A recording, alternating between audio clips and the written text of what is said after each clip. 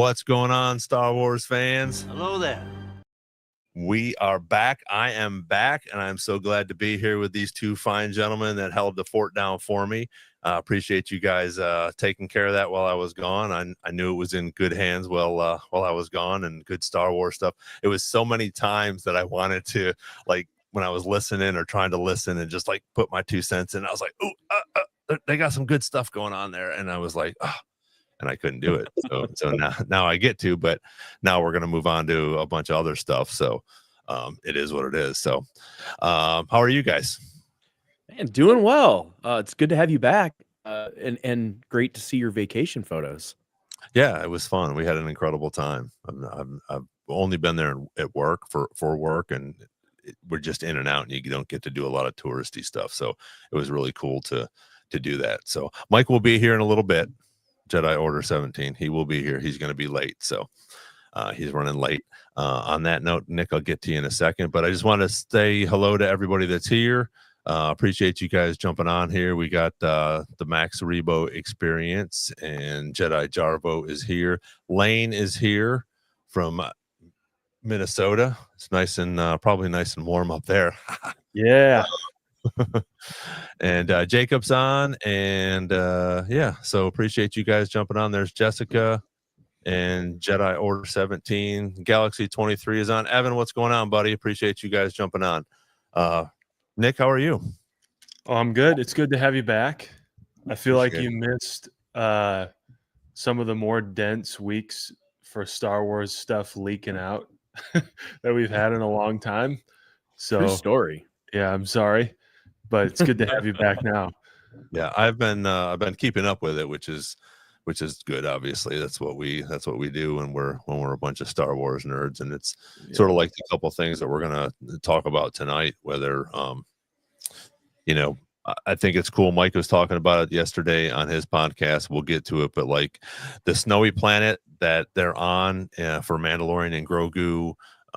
Figure out what planet that might be. I thought that was sort of cool. And then all the stuff that you guys were talking about in reference to Starfighter and the Ben Solo stuff, which I think is so cool. And I'm hoping that we get that. My vote obviously is definitely let's do it.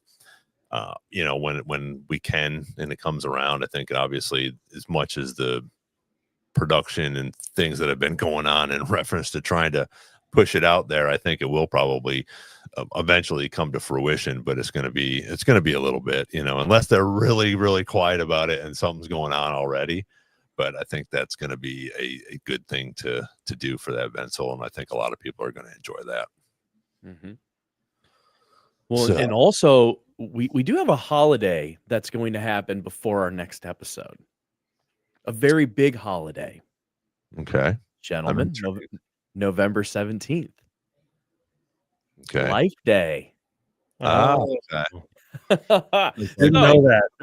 Yeah, we can wait for Mike to talk about Life Day because they released the pictures of Chewbacca and some of the new treats and stuff that they're gonna have at the parks. So I'm pretty excited. I've got my Life Day robe and ready to celebrate. Nice. Now, will you be down there during Life Day, or when are you going? No, I'm not gonna be down there till February. Okay. Yeah, like the beginning of February, I'll be down there. All right. Do they do the Star Wars weekends like they used to? Not anymore, really? No, not at all. They have people do their own meetups and stuff now, but they don't do Star Wars weekends, which is really sad because I never got to experience that, and I would love to. But they, people still put together meetups, and I know there was one this summer, and there was so many people at it. It was crazy. Yeah. That's fun. Well, and when they have the celebrations in like Anaheim or down in Orlando, they usually try to, one night that they'll get everybody to go over there. You get like a special pass. Obviously, you got to pay for it, but you get to go over there, which is really cool. I think is a neat thing. But I got to do it twice, and it was fun. It was really cool. It was in between movies. So there was Clone Wars and stuff were there. So I remember like Ashley Eckstein was there at some point. I think James was there at some point, and they had their own little booth, sort of like just going to a convention, and they had their own little booths, and you could go up and get a picture. But they always had cool memorabilia and stuff, as we know, when when all that stuff comes out. So yeah, hopefully they'll bring it back someday. You can always hope. Yes. Along with that, the little hotel thing that was $5,000 for 3 days. That's not coming back. That is gone. But now it is kind of cool because I guess we can jump into kind of parks news a little bit. But they also just released. They did a preview of the new Disney ship, and it has a big Star Wars area, and they're doing more of these like themed bars on the cruise ships, on the Disney cruise ships. So they're getting like dangerously close to what they were doing. I mean, obviously not the full extent, but like theming things like they did for the Star Cruiser. So I would love to see like one of the cruise ships have that experience. Yeah. And doesn't have to be the whole time, but it would be pretty great to have like a day or even just an evening. Would be totally I thought fine. they did. I thought they had like one of the Disney cruises is like a Star Wars cruise. They do, but like I want it like the full on Star Cruiser themed out. Everybody's in character. Like that would be so great. Yeah. That would definitely be fun. I feel like that'd be the smart way to kind of like roll it back out too, is to like test it on the cruise, see how they can, what they can get for it as far as a turnout. Right. And it's not permanent. So like they could do it like, hey, once a month we roll this out. Mm-hmm. Yeah. Or like just during like Life Day. Like right. They just do it in November for a minute. So yeah, we can always hope. Absolutely. All right, let's get into this this Oscar Isaac thing. What's your guys' thoughts on him coming back? I know Derek and I were just touching on it a little bit before we got on, and his time before, and I think Mike had the video yesterday, but his time before, he talked about, oh yeah, I'd come back to Star Wars, if I needed to buy a new house or something, sort of like pushing it off. And I think now there might be a little bit more to it if he comes back, because again, I think obviously Disney has money and money talks, but I think he sees possibly how big Star Wars has become, and he might want to get back into it. So what were you going to say, Derek? Well, I mean, he made a statement and it's political. So like without going into politics, it was just one of those things that's like, okay, yeah. I like him. I think he's amazing. I love his characters, but I don't think he's ever going to come back. Okay. Especially with like everything with Moon Knight and everything else, it's like he's done. He is done.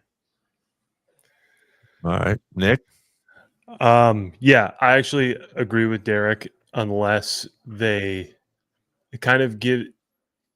gives me the idea that if he was going to come back and he was being coy before, it's probably along the lines of them telling him, hey, we've got this Hunt for Ben Solo movie teed up and we're expecting it to get,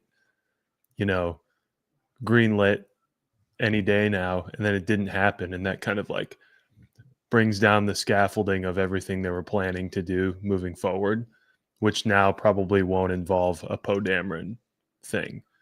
But also I agree with Derek. I don't think, I think he's moving on. He's not that he wasn't before, but I feel like he's been getting into some different types of roles now in some other franchises, and also maybe a little different vibe. So I don't know. I think the only thing that would bring him back is if they really, seem to have a plan for those characters down the line, like they're supposedly doing with this Rey movie and all that kind of stuff, or what it sounds like they were trying to do, with our last 3 weeks topic of the Hunt for Ben Solo. Other than that, I don't think, like, I remember a few weeks ago we were talking about him having a cameo in Starfighter.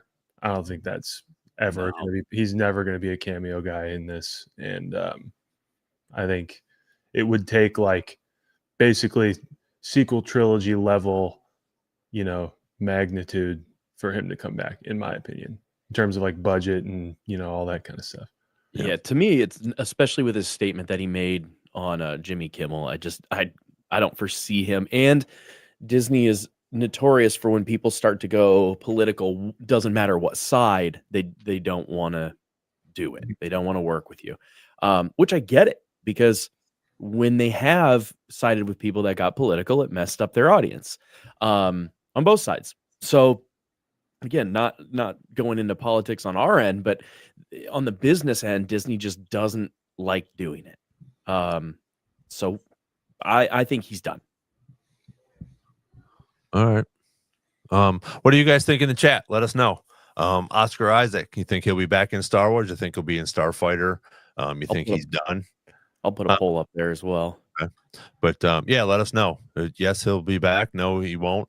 Until we talked Derek today, actually, till about a half an hour ago, and also understand, how Disney does. I would have said yes. I would have said that I thought he was going to be back. I think he did a great job in I think everybody thinks that as well, being Poe Dameron. And I think it would have been cool to see him in Starfighter. Again, I think we had talked about it before, maybe something else popped up, but I think it would be cool for him to have even just a cameo or something where, he's training, Ryan Gosling's, character or whatever that character might be. But if it's going to be some sort of battle or a starfighter, as they talked about, maybe we'll get into that a little bit, where it might be like a Top Gun type of thing. I think you have to have Poe Dameron in there to talk, to show, to teach, to do something. And I think it would be great for him to come back. And I thought he had a great character. He does, like you said, Derek, he does a bunch of other stuff with what he's getting into. I do want to go see the Frankenstein movie. So I think it would be great for him to come back, just like some of these other ones where we've talked about, Ahmad Best, and then I can't think of his name, but Finn, coming back to some of these. Yeah. So with the whole thing that he talked about in that you're probably correct, Derek, and letting Disney's going to be like, you know what, if you're going to put political stuff up here, we can't bring you back. And it's the same thing, that all of a sudden the whole Gina thing blew up and this and that and this and that, and we've heard nothing. Well, they settled that case finally. Right. For a lot of money, undisclosed amount of money. Right. But I thought she would possibly, little rumors here and there, because they were talking about maybe coming back, maybe working with her again. Gotcha. Well, and yeah, I still don't think they will. I would love to see it. I would absolutely love to have her back. I'd love to have both of them back. They're great characters. Yeah. But yeah, and I guess with Oscar Isaac, it's a little bit different because his likeness is still in the parks, on the attractions. So but they already own the rights to all that. But when that is theirs, it's theirs. That's like saying you're going to take them out of a movie or something. They're not going to do that. So you'll still see him in places. You're just not going to see anything new. At least I don't think so. And if it proves me wrong, awesome. I would be happy to be wrong about this one. Yeah, I agree. I think he's I feel like we were talking about a few weeks ago, are his answers in these interviews kind of coy because they're up to something and he's just not saying it like some of them do in the past. I don't think they had any plans of bringing him back, right now. So he's just letting it fly. And I think it's also outside of the political stuff. I think he just probably won't come back unless there's unless there's a real need for it. For example, if they do some Rey stuff or do some stuff with the sequel trilogy characters again, and they move off of Starfighter and get into that, and there's like a good script that requires his character to be there, I think he would do it. Just a matter of whether or not, Disney/Lucasfilm would do that. Well, and there's also the Marvel side of things with Moon Knight, and when you call the company that pays you the F word, it's kind of hard to go back. Maybe not. Yeah. So it's just tough. And yeah. Yeah. I would also throw out there, this might be changing subjects too fast, but Mike posted a video about of a video of Sean Levy talking about Starfighter, and hearing him talk about that leads me to believe that like very few, if any, notable cameos are coming in that movie too. I don't know if you guys watched that. Yeah. And it was, I thought it was great. I thought, you know, the way he described what they're trying to do sounds pretty exciting. I don't know what you guys thought of it, but for those who might not have seen it, it was Sean Levy, the director of Starfighter, coming up with Ryan Gosling, talking about the direction they're taking with it, how it's pretty much all new timeline, new characters, new stuff with that's kind of grounded in the feel of the originals and what we love, but they're not restrained by anything. They're just, you know, going. And like that, I feel like that brings a likelihood for big cameos like a Poe Dameron, like we were wondering. I feel like that brings that likelihood down. But I don't know. What do you guys think? I mean, I hope we see that. I hope we see. My thing is with that, there's going to be something. I don't care what he says. There's going to be some tie-in somewhere. I think. I don't think that Disney's going to let this go by, or even Lucasfilm is going to let this one movie stand alone. Maybe it's not a prequel, it's not a sequel. It's just, you know, it's a standalone. It's a little bit different time, but I think that we're going to have something in there that's going to come back somehow, whether it's a couple Easter eggs or things like that. There's going to be things in there to service the fans, I think, and it'll be interesting to see what it is. But again, like Mike has talked about and we've talked about on here, some of these people just, I mean, not that they're outright lying, you know, what the old saying, a little white lie or whatever, but I think sometimes they omit some things, or even blatantly lie and say, yeah, I'm not going to be in that. And all of a sudden they're in it because they don't want to spoil it, or, you know, they have their NDAs that they can't talk about anything. So I disagree a little bit with you. I think we're going to see something cameo or something from somebody from somewhere in this Star Wars universe. It's not all going to be just these new characters. I guess what I mean is that I don't think we're going to get like Vader and Rogue One level cameo. I feel like we're going to get little things like you're saying that kind of familiarize us, but we're not going to get, like in this case, in that time, it'd be like Rey, Poe Dameron, you know, the big players of the time. I don't think are going to show up. Now, do you think that they'll get like name dropped though? Yep.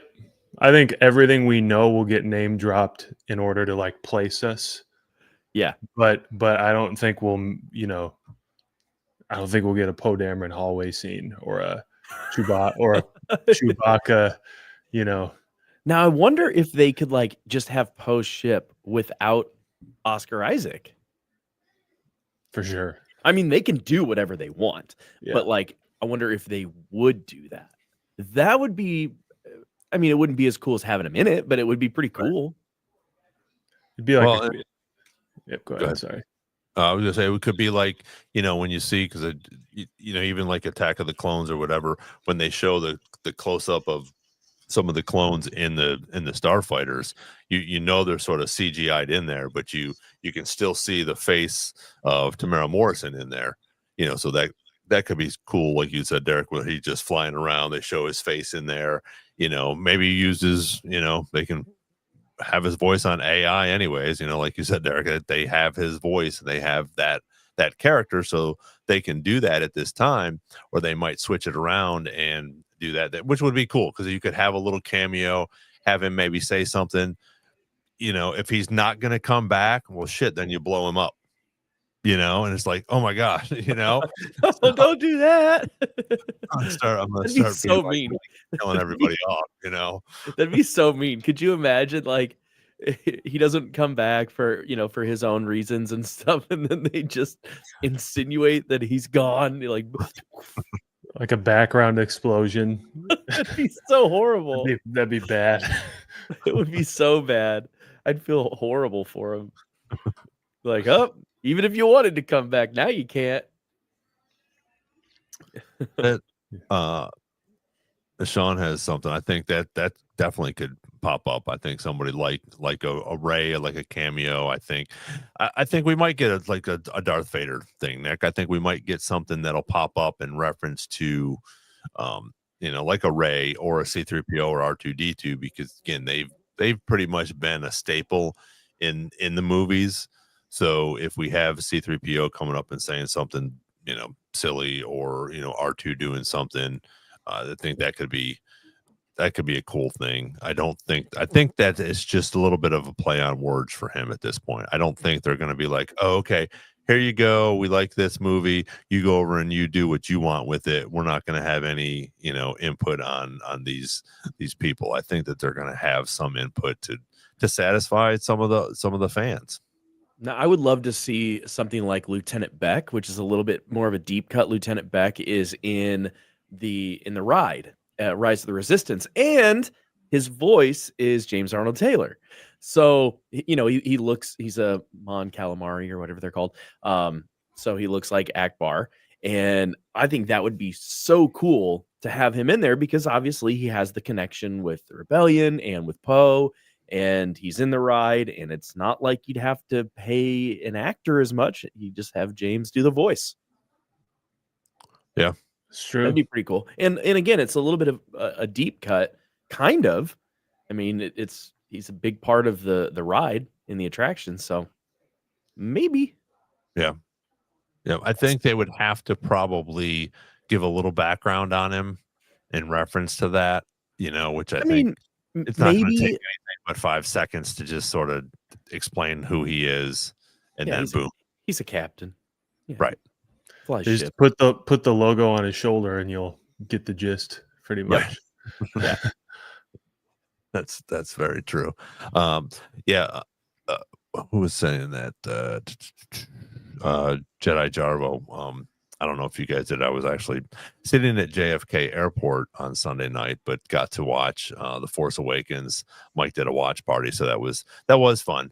His funny thing was I started watching it about a half an hour before we landed, and then I saw that he was doing a watch party, so I just started it over again when he did, and we watched it. But I think that those three movies are, as much as we've talked about how they got shit on when they first came out, but then there's so many people that love them, like Madeline. Those were her favorite three movies. There's other people that love these movies. And now, as we're starting to get into this Ben Solo stuff, I think you're going to have to put some of these people in there, again, whether it's a voice or it's a cameo, or we even talk about them, to satisfy some of these fans in reference to, what's going on. Because this is Starfighter is after, correct? Or is it before? It's 5 years after. After, yep. After, okay. Yeah. Yeah. So there's no it's the first time in a while we've had something where there's no implications of connecting dots. It's just, we're going. We don't know the end of it. Right. Yeah. Yeah. Do you guys in the chat, do you guys think there'll be any cameos in Starfighter, or are we just going to stick with Ryan Gosling and, Matt Smith and some of these other people that we have already? Sounds like another good poll opportunity there, Ron. What was the first poll? I mean, tell me what the. I don't remember the first. Oh, the first one was Smash Alike, but this one was, will Oscar Isaac be back? 67% of you said yes. Okay, that's surprising. So again, maybe I've been wrong at least twice before. Okay, so what are we asking here? So will there be cameos? Let me clarify, not to go all the way back to Oscar Isaac, but are we talking back ever or back anytime soon? Because my mind's more at anytime soon is a big fat no. I'm saying not ever. You're saying not ever? Yeah. I think I'm saying there's a chance, but not anytime soon. I guess that's my answer. I'm saying not ever. Okay. And I would I say possibly in Starfighter. I think think maybe they're trying to fool us. And if not in Starfighter, I think they try to bring him back in reference to the Rey movie when they start doing that. Because I think he was a big part of that. Him and Finn sort of are becoming, higher on the chain of command. At this point, it's pretty much the two of them. Rey's going to do her Jedi thing, but now who do we have? Is Finn a Jedi? That's a whole other freaking story we could get into in reference to. That probably, if they were going to do anything with him, actually, instead of just kind of like park him in the back, he would have like a decision to make that we'd probably have to watch, because they kind of tee him up like he's, obviously that he's force sensitive and that he's going through it. And I feel like, what does he do? Does he keep being the resistance hero, or does he go with Rey? I feel like that would be something they tee up in that movie itself, because I don't see them doing. That's why I say it's possible later that we get Oscar Isaac again, because I don't see them bringing back Daisy Ridley and John Boyega without Oscar Isaac. But John Boyega is another one who's kind of like thoroughly rallied against Disney as well. And I feel like that's cleared up a little bit, but was his more against Disney, or was it more against like the directors and like how that happened? I think more the directors and the writing. I think it was more about kind of like another individual that we've talked about who had comments on the writing. Mm-hmm. But I think it's because of that. Like, I think they were originally, it's a pretty cool idea to have a defected stormtrooper who's trying to find his way. And, we never really had that perspective ever. And then it just kind of became a side thing. Mm-hmm. So I think there's a lot of opportunity there. And you do have to kind of look at like the pattern of things. So like Oscar Isaac was supposed to be at Celebration, and he canceled. Now it was because of production schedules or whatever, but like, John Boyega was not there. Yeah. You kind of have to look at who is appearing at stuff still. Yeah. That should give you a good idea. Yeah. No, you're absolutely right. And who ends up actually showing up too, because sometimes they don't list people, and then they pop in there. Yeah. Well, look at all this stuff with Sam. Like, oh my gosh, we're getting a whole new series. And he's like, I couldn't talk about it for a year, or a year and a half, or whatever it was. It was amazing. So that was something that no one was expecting whatsoever. But when you have people that are canceling, of course, they're busy, they're doing stuff, but not somebody who has two major roles from a company. Yeah. When you're on both Marvel and Star Wars, you're on the payroll big time, and you cancel a huge event. That's not just production. Yeah. All right. That's business. So do you think that first of all, I don't know how this works. If they had going back to Hunt for Ben Solo, since Ron, I feel like you were probably watching and like chomping at the bit to give your 2 cents about all this stuff when you were gone. But like, we were talking about how not doing the Hunt for Ben Solo might have affected the trajectory of like what they're doing a little bit, considering they had paid all that money to do it and had it scheduled and everything, and were kind of blindsided by the rejection. And so, we had mentioned maybe that's why we got a really weird announcement about a Rey movie right around the time they would have rejected Hunt for Ben Solo, and they're kind of like feeling it out. And, maybe that's why there was a little bit of a drop of The Stranger, maybe The First Night of Ren, all that kind of, like, we were talking about what did that do to affect their plan, and how much of the Hunt for Ben Solo is left over now. Have they been pulling from it, or are they just leaving it alone? All that being said, do you think in that, if they have it that ready to go, were they contacting people that they might want in the movie or who are in the script? Like, do they contact, if it gets to that point and they have dates set up and Oscar Isaac is supposed to be in that script, did they contact him, or do they contact John Boyega? Do they contact Daisy Ridley, or do they wait until it's happening? I don't know how that works, actually. Oh, I'm only going to go off of from when James and Ashley and Matt did the panel that I saw, and they were talking about like when the last season of Clone Wars came back. They didn't know until Filoni called their agents and like, it's on. Oh, and then they just went to work? Yep. Wow. Now, obviously, with like big stars and people that are on screen, it might be different, but I'm going to say that they're not going to know until they know, until it is greenlit. Mm-hmm. Or there's at least some test screenings or test shootings or something.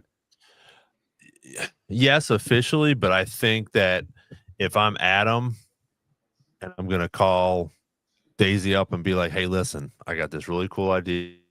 This is what we got going on. Would you be interested? Yeah, if it comes to fruition, sure. Or hey, Derek, you know what, Nick, I got this movie. Would you guys be interested in doing it? If it comes, we're going to go take it to Lucasfilm. We're going to take it to Disney. What do you guys think? This is we paid this. This is who I got, directing it. This is who else I called.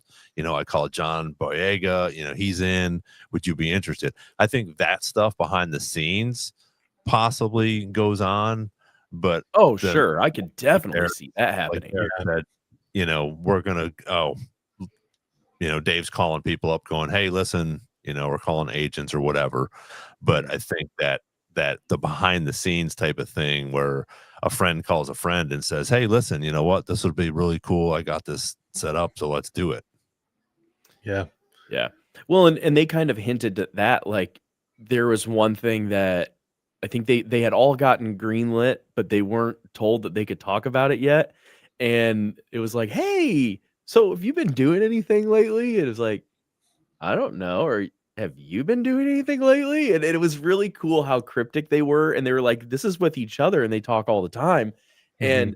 And even though at that point they had a good idea because they had finally been asked about it, like, it's coming back. We want to know if you're in. But they still couldn't talk to each other. But then they've all talked to each other about how can we get back into things, or what would you do if we did something else, or what should we do? So yeah, I agree 100%. Those conversations are probably happening. Yeah.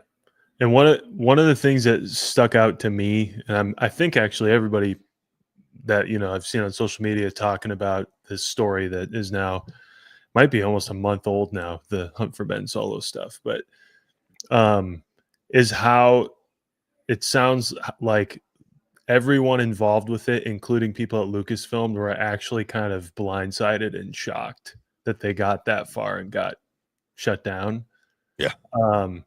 In which case, like, I think 100%, Ron, what you just said, they definitely talked to everyone that they wanted involved in a casual way, for sure. And I don't know if any like offers went out. That's why I'm asking. I don't know what the process is of like, do they do test screening and then if they hate it, they never signed anybody? I don't know. But I mean, that very well could be. That's a little bit out of my realm. I don't know. Yeah, I don't know. But like the response that you read about with this story about how shocked they were that it wasn't going to happen leads me to believe that they really not only had it very precisely written of who they wanted in there, but they were already planning to literally sign the papers and like basically get it going, and we're gutted. Which I just feel like that at least guarantees that there were like people with personal relationships definitely talking about doing it. But yeah, there was definitely some conversations behind the scenes going on, I think, for sure. And I think that once again, how big this has become, they're definitely listening to the fans. They're definitely over there at Disney, smacking Bob upside the head going, why did you say no to this? Hey, we're going to have a new CEO soon, so maybe he'll do it. Mm-hmm. But I think, and maybe that's his going away present as he walks out the door. He greenlights this, I But wouldn't see that happening with Bob. No, I think with everything going on, though, I think the public or the fans are talking, and it's definitely in his mind now going, oh, shit, did I make a mistake?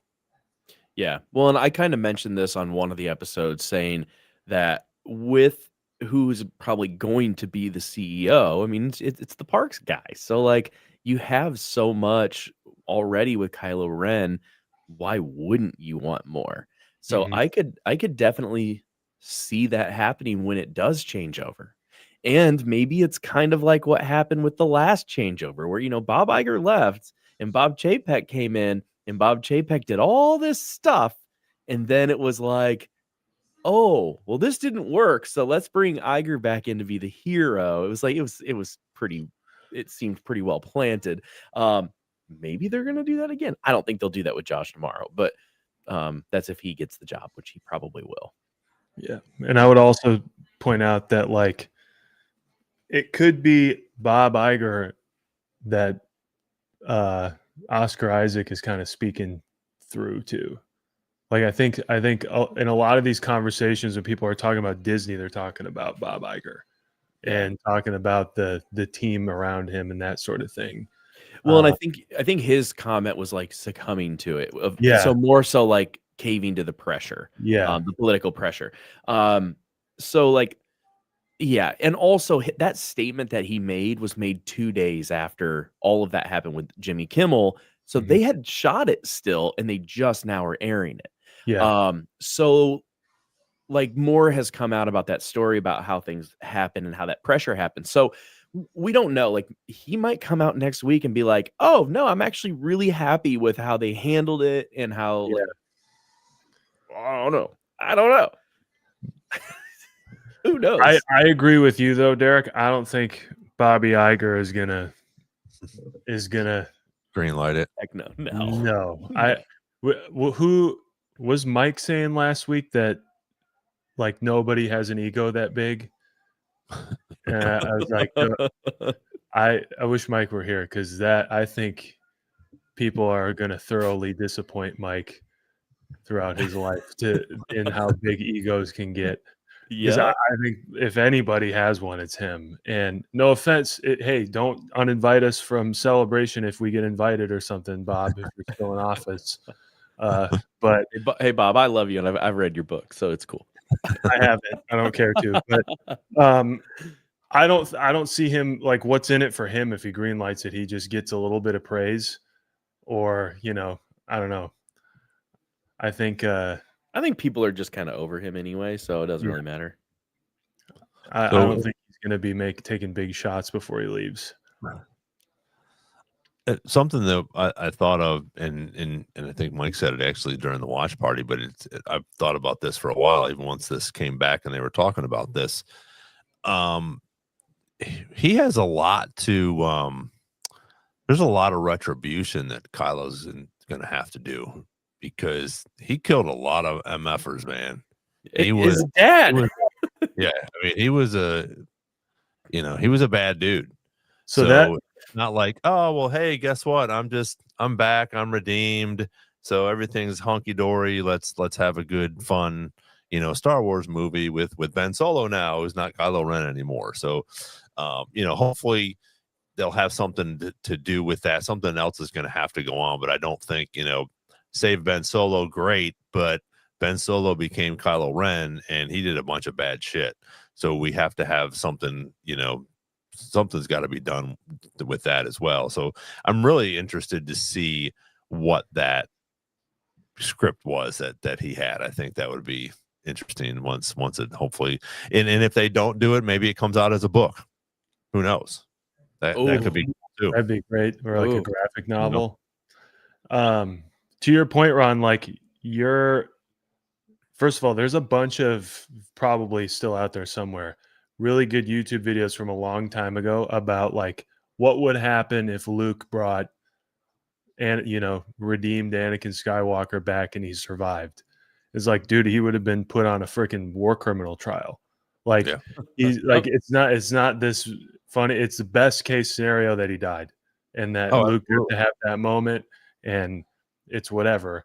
But like same case for Kylo Ren now, where you're in a situation where like Rey's gonna come back to, say we're in universe, and Rey comes back to Finn and is like, oh, I love Ben.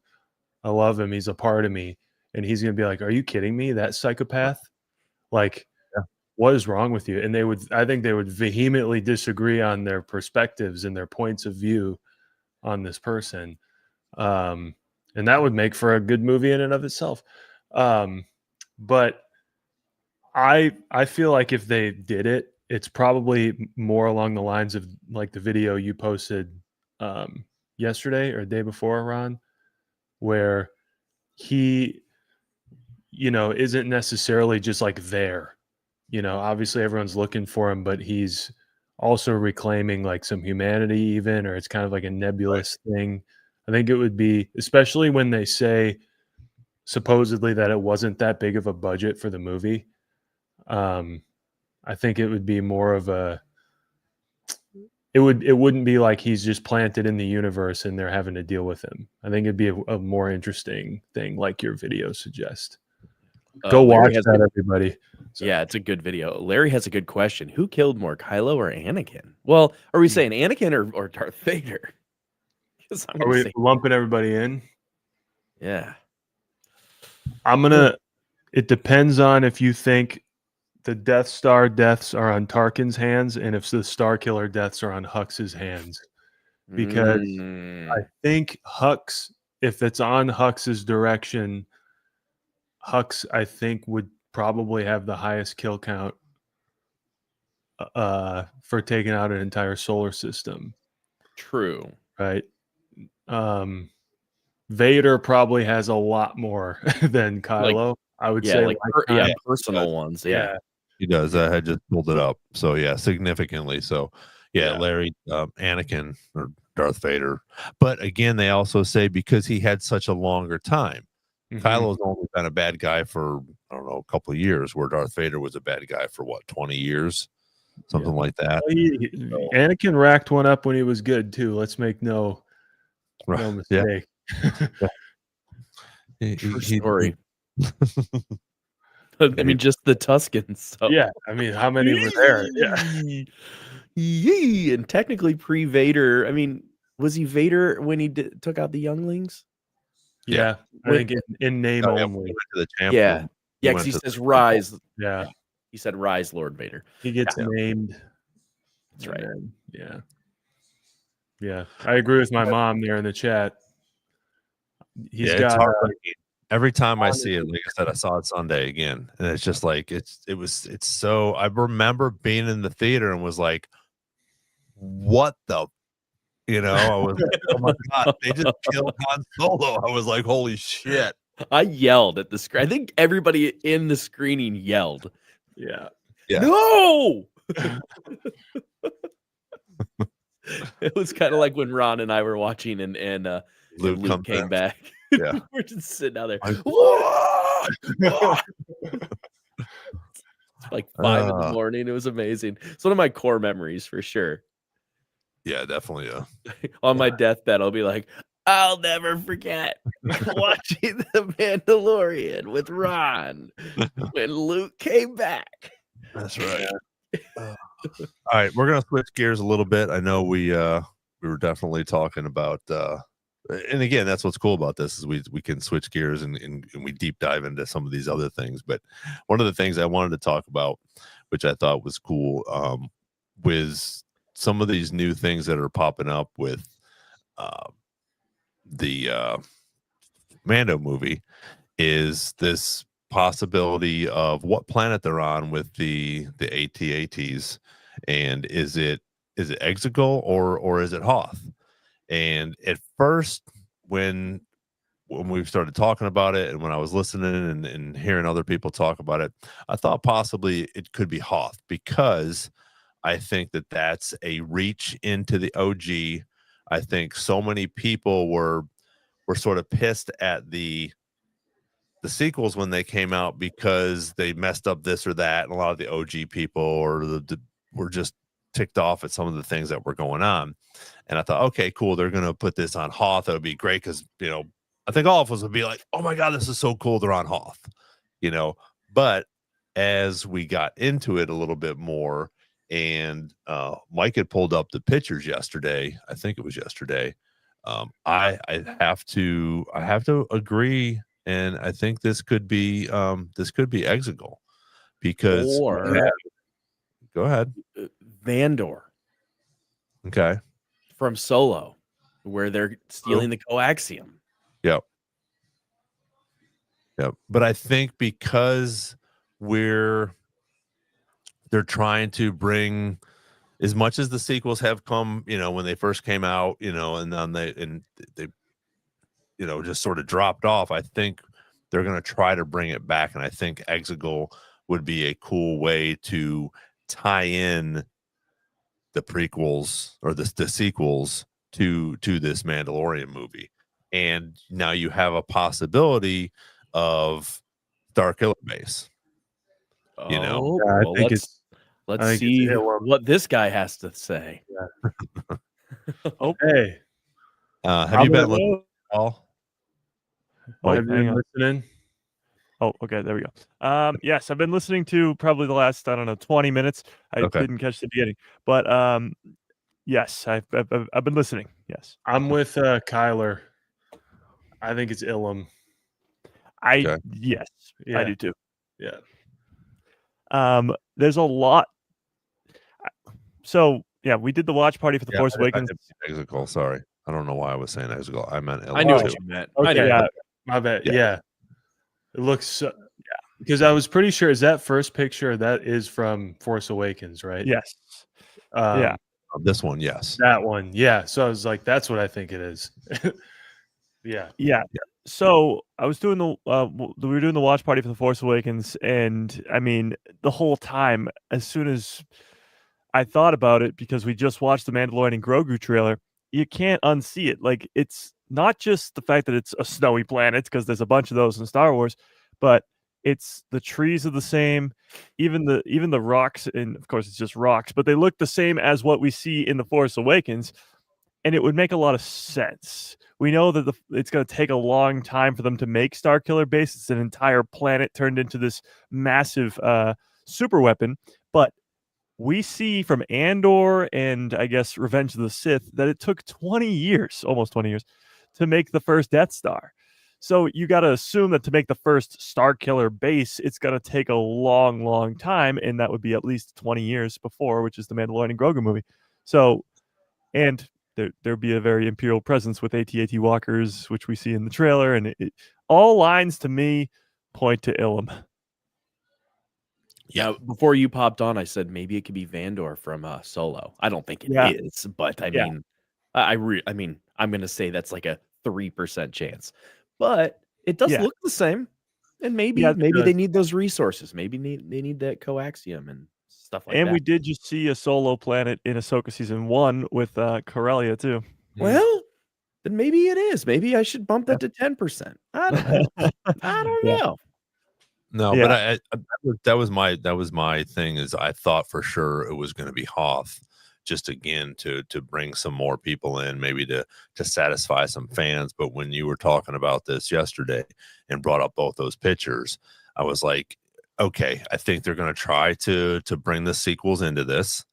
I think they're going to try to do some more, fan favorite stuff and bring people, show some of this stuff going on. I think that they're going to try to bring on just more of the Star Wars that people can sort of connect to.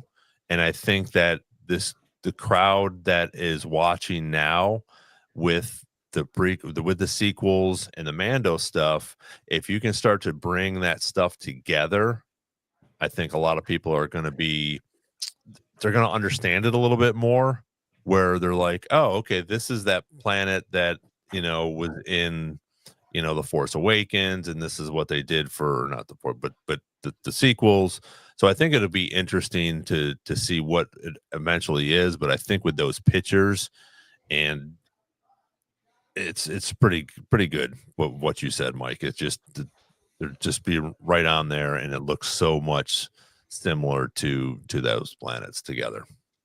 Yeah, and I'll wait till Derek comes back to mention it, but there is that Cal Kestis connection there with Ilum, because you go to that planet in the first Jedi game, but it's a connection all the way back to the Clone Wars. It's like a planet that if it shows up, just like Ahsoka gave us Rebels in live action and Ahsoka in live action, it's a connection all the way back to the Clone Wars, where we see the Jedi go in and get their kyber crystals. Like, it's a very cool planet that not your normie Star Wars fan knows that, well, maybe even about Ilum in the first place, but knows that that planet is Starkiller Base. Like, it's kind of a fun fact right now, and it could be more of a known fact if it's in the Mandalorian and Grogu.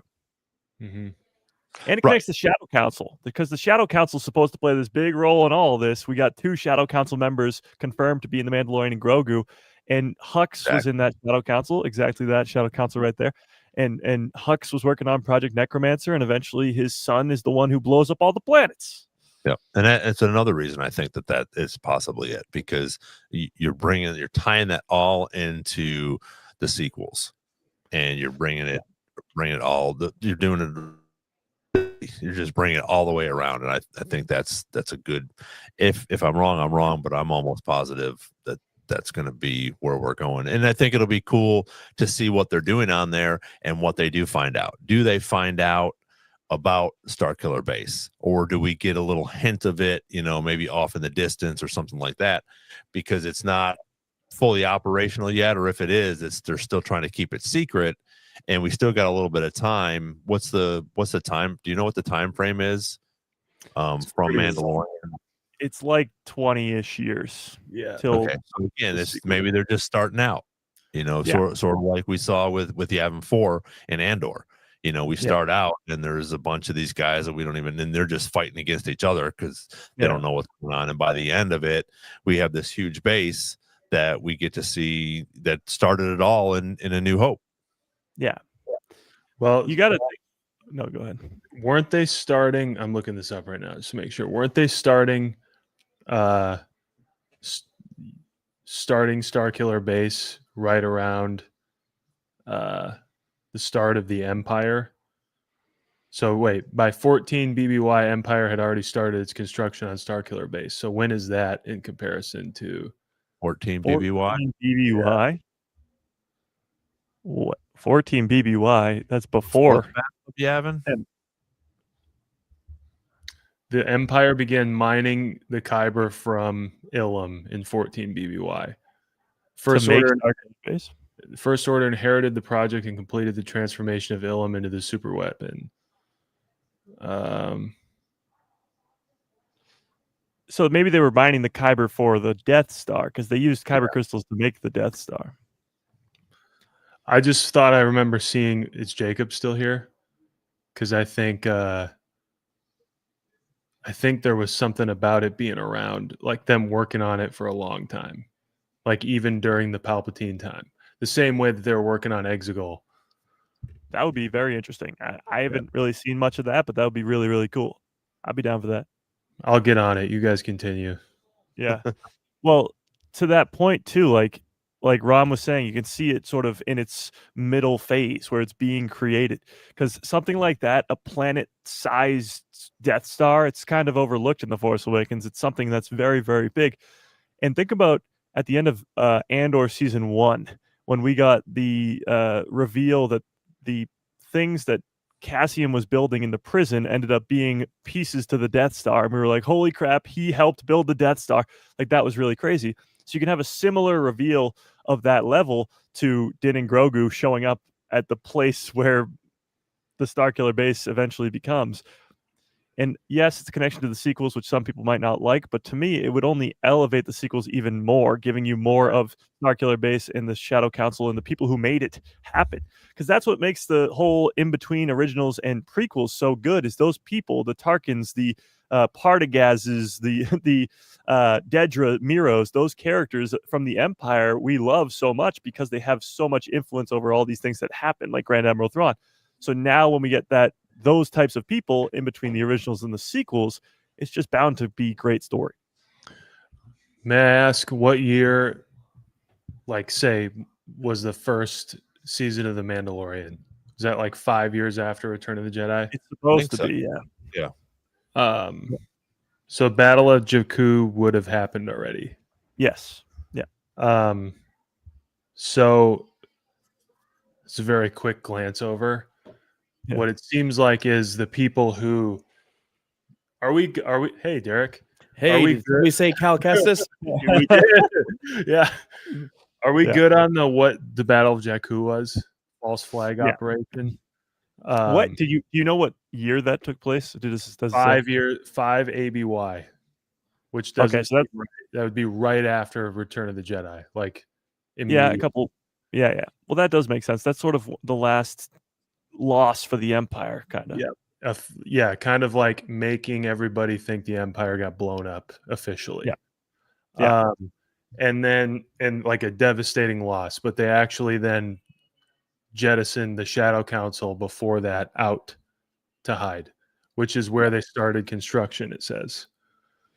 Interesting. So they had already scouted it, mined it, eliminated all native life, and called it Starkiller Base, and then started construction on it. So they basically, it says they took a bunch of Imperial logs, not wood, but like information logs, to fast track the weapon, and then they just threw everything they had at it. So it sounds like that would mean Starkiller Base has been being worked on for at least 4 or 5 years at this point, at least. Now there's another 20 years until it's fully finished and operational, but still you're going to see the early phases of what, like, you see Ilum in its full glory from the Mantis in the Jedi games, in Jedi Fallen Order. And then you see Starkiller Base fully finished in The Force Awakens. This is sort of the midway point, the Mandalorian and Grogu movie. Very true. Yeah, I think it makes the most sense for sure. It would be really, really cool to see. I mean, Din and Grogu, it could be like this whole operation where for the whole time that they're on the planet trying to steal something or find out information, whatever they're doing there, we don't know what it is. And then it's not until like they try to leave where we get a zoom out look at this planet. And we're like, holy crap, they were just on Starkiller Base that whole time. Like that'd be not until Din is unalived. That's what I was gonna say. That if it's under too much construction, there's your Din dying theory right there. Starkiller Base has got a little bit of Beskar in there somewhere. Ooh. Yeah. Ooh. So you're saying it's still there? The corpse of Din Djarin is sitting on Starkiller Base. Ooh, it's so powerful. So this says Battle of Jakku is 6 months after the Battle of Endor. 6 months? That's fast. Meaning they got it. I do kind of remember that from the Aftermath trilogy, which starts slow and then gets really good. If anyone's got interest in it, but so, and that's where you get your first Shadow Council mention. So they must have just gotten right to work. Like they must have just got. Well, the Shadow Council is doing a bunch of different things. Like some people are working on Starkiller Base. Some people are waiting for Thrawn's return. Some people are just Moff Gideon doing his own cloning operations on Mandalore, just having fun. Like they're all doing different things. So they need someone to unite them. I think Thrawn will be the first attempt and Snoke will be the success. True. I think it'll I just think it's going to tie everything together, which I think is cool. And like you said, it would be cool if we, again, sort of at the end, they sort of pan out and it's like, oh, or we see some glimpses of, where they're making it or what they're doing, just like Navarro, when they go and destroy that, that facility, nobody really knew what was going on. And here it is in the middle of this, like for the most part, unknown planet until we had Mandalorian, so they had that all set up. So I think this could be a cool way to bring that in. And again, like you said, Mike, to help the sequels, explain a little bit more of what's going on, because we could get something in that you could get something in that movie for 2 minutes to do a huge explanation for Starkiller Base. And that's all we would need. Yeah. I got a question for you guys, and I was thinking about it as I was sort of listening on my way back home. So Palpatine, from what we get a little bit of in the Shadow of the Sith, he actually talks to Ochi of Bastoon. He's not physically there, obviously he's on Exegol, but he talks to him, and that's when he gives him the dagger and all that stuff happens. Do you think like Palpatine's in contact with some of these Shadow Council members? Like, do you think he's having conversations with more people than just Ochi of Bastoon, a bounty hunter? Like, Oh, absolutely.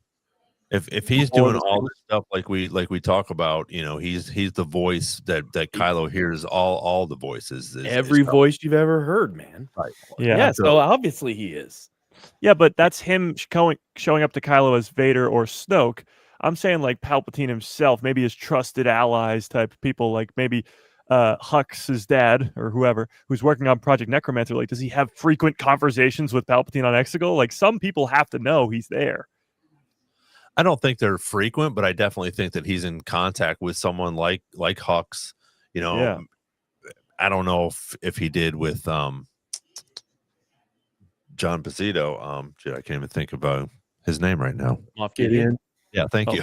Yes. I don't, maybe Moff Gideon as well, but I think probably one or two of them for sure, just so they could bring back and talk. Hey, listen, this is the plan. This is what we got going on, because it is a shadow council. So obviously they're all going to be, keep their mouth shut and not talk about anything. They all had to sign an NDA before they, joined.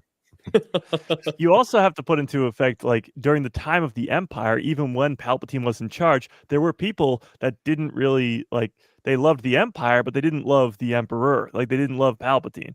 So maybe there's still some of those people in the Shadow Council, like maybe Pelion, who's like, no, we're better off with Thrawn than we are with bringing back Palpatine from the dead, or something like that. Like, people don't like the Sith just because they're magical ways. Like, they would rather a Thrawn type who's not Force sensitive. So maybe you have some of those in that Shadow Council too, and maybe Moff Gideon was one of those disbelievers. Yeah, no, I agree with you on that, because he's the one that is trying to bring, or create this special, or whatever you want to call it, human that has the midichlorians in him and everything else. Where I think he had something going different than Palpatine did. I think he wanted to try to do it himself. And some other things were, some of that stuff that he had going on, I think, was sort of secretive to him. Yeah. Well, sort of to that point too, my follow-up question to it, the reason I asked, do you think people are in communication with him, is because of Snoke's instant rise to fame. Like, Snoke is this random character who comes out of nowhere. It almost seems like Palpatine would have to be like, no, this is my guy. You got to trust him. Like, he's my replacement for now, until I come back, until I'm good to go, until I've healed up and, I've gotten an injury. I'm still working over here. I'm going to put this guy in as my replacement for now. Like, he's got to have some people in the know that Snoke is actually him or a puppet of his. Right? Oh, absolutely. Yeah, and because Snoke does become so big so fast.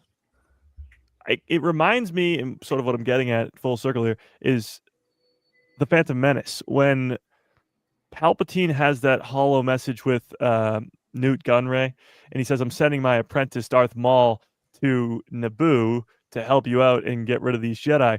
And then he sends Darth Maul there, and Darth Maul's supposed to deal with the Jedi, but Obi-Wan kills him. So it reminds me of that. Like, maybe Palpatine's having these hollow communications or some type of communication through the Force, maybe with Hux or with any other higher up. And he's like, I'm going to send in Darth Maul. I'm going to send in Snoke to come deal with this for now until I'm ready to go. Yeah. It just would, to me, I need Palpatine pulling all the strings. Like, we need him to be the guy who's really behind all of this, and it needs to be more explained. Like in the Clone Wars, when he's showing up or to Dooku and force choking him from across the galaxy, like stuff like that. Well, in Battlefront 2, he's like that cyborg droid thing. So like maybe that's what it was. Yeah, could be. I'm gonna sound off for a second. I don't think he is, because of stuff like that. So the Sentinels that he sends in Battlefront 2 are like contingency Operation Cinder. Let's do this thing. Literally destroy everything you got, kill everybody that serves under you. Like those kinds of things. there's a character that should probably play into this stuff more and never really panned out called Gallius Rax, who's basically the leader of all of Palpatine's contingencies. Yeah. Who plays a very vital role in leading up to the Battle of Jakku and setting up the First Order and all that kind of stuff. I think there's also an untouched part of all of this, like you just mentioned, of what exactly Snoke is. If Snoke is like his own person by the time he comes out of the vat, then that is a person I think Palpatine's talking to. True. I think Kylo Ren's or Ben Solo's obviously a person that Palpatine's talking to. I think even in the EU, Mara Jade's a person Palpatine's talking to, but he's not talking to, lower level admirals. The same way when he was Emperor, he wasn't talking to people. Well, not even the EU. She's coming back. She's coming in. True. We get her. Yeah. When he was the Emperor, he's not talking to people. He's out doing Sith stuff. He's very much not around bogging himself down. Being Emperor of the universe is just a means to an end for him. And then another untouched piece of this I thought was really interesting, and I'm bummed that we haven't got more except for Shadows of the Sith and some of the comics, is the Sith Eternal cult that just like didn't exist until Rise came out. He had Yup Tashu and all those weird guys that are walking around in Return of the Jedi at the second Death Star that are a part of that. Yeah. But like we have what looks like millions of people that have made this whole thing go, who are like full on Team Sith, not Team Empire, not Team Palpatine, Team Sith, who genuinely believe in it. And furthermore, like I don't think any of those guys know in the Shadow Council, with exception to maybe one or two of them, that Palpatine's got anything going on Sith wise. And I'm not convinced any of them know what Necromancer actually is. Like the one dude from Bad Batch knew, Hemlock, or what's his name? Hemlock. Yeah. He knew and he's done. So like whoever takes it over might know, but that might become, it's such a cannibalistic situation for them all where they don't trust each other. They're not united. They don't know. I think Palpatine's letting it play out. And I think if he's actually talking to anybody, it's obviously Ben Solo. We know that. And then it depends on whatever Snoke is. Like, is he literally just a meat puppet for Palpatine, or is he like a real person? I like that. He's a meat puppet. Puppet. And there's like 4 more of them in a vat with the same exact scars. So like, is he just like I don't know what a strand cast is, because that's what he is, according to the encyclopedia. So he'd be talking to him, in which case I think it's beneficial for Palpatine while he's figuring all this stuff out for people to not know that he's alive, because again, he's in a corpse. He's not even alive, but he's not dead. He's like in this really awful situation for him. He can't just like come back. So he like can't, but well, that's why I don't think like everybody's talking to Palpatine. I think it's like maybe a select few, if not a select one, like you said, Dr. Hemlock, who's his replacement, because Project Necromancer continues after he dies. Mm-hmm. But the one thing I will say, and I was thinking as you said that, Snoke and Kylo, those are both Force users, so maybe he can only communicate with Force users. Ochi of Bastoon is still just the outlier. Now, granted, the Shadow of the Sith book is fairly new, so maybe it's something they're trying to backtrack and fix a little bit. But the Sith Eternal, those people show up to Ochi's house. I mean, he's living on like a garbage like mall in Clone Wars. He's living in the garbage, but they show up to him, the Sith Eternal, give him this dagger, and then Palpatine sort of comes to him. So maybe the Sith Eternal are like his henchmen going around and talking to people, and maybe it's not Palpatine physically, but they're like spreading his word or something. Again, I think it's only a select few. Like they move in the shadow, and if you get seen by them, then you're either dead or you're in the know and trusted. But I don't know. I think you're going to see a lot more of just some more of the weird side of things. Like the Mandalorian and Grogu, we didn't get the Shadow Council. We didn't get Pelion until season 3 in the second to last episode. So if they're introducing Legends characters like that, or just even important characters like that all the way in season 3, like there's a lot more that you can get onto after that. It's also in Palpatine's character to let them all have it out in the Shadow Council and find out who he actually wants. Exactly. And it's in his best interest, according to his contingency plan with Gallius Rax and Operation Cinder. He wants the New Republic to think that they won. And he wants the New Republic to basically kind of, you know, dull its own blades, you know. Yeah. Well, to that point, the Gallius Rax of it all, as I just mentioned, we don't learn about Hux, Project Necromancer, Pelion, any of those people until season 3 of The Mandalorian. So it wouldn't be that crazy to give us a character like Rax in the Mandalorian and Grogu movie after having not seen him for the last 6 years on Disney Plus.